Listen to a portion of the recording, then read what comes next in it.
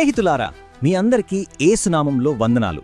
ఈరోజు మనం ప్రపంచ చరిత్ర గతిని మార్చేసిన ఒక మహా గ్రంథం గురించి మాట్లాడుకోబోతున్నాం. వేల సంవత్సరాలుగా కోట్లాది మంది జీవితాలను ప్రభావితం చేస్తూనే ఉన్న ఆ పవిత్ర గ్రంథం బైబిల్. అసలు దీని ప్రయాణం ఎలా మొదలైంది, దీని వెనుకున్న కథ ఏంటి, ఈ విశ్లేషణలో దాని మూలాల్లోకి వెళ్లి ప్రతి విషయాన్ని స్పష్టంగా చూద్దాం. ఈ మహాగ్రంథాన్ని మనం పూర్తిగా అర్థం చేసుకోవాలంటే కొన్ని ముఖ్యమైన ప్రశ్నలు వేసుకోవాలి కదా.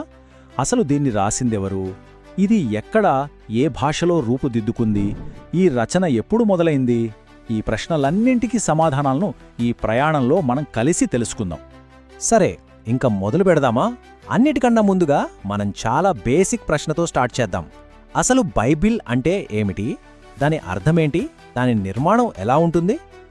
చూడండి, బైబిల్ అనే పదం గ్రీకు భాషలోని బిబ్లియా అనే పదం నుండి వచ్చింది. దాని అర్థమేంటంటే పుస్తకాల సమాహారం.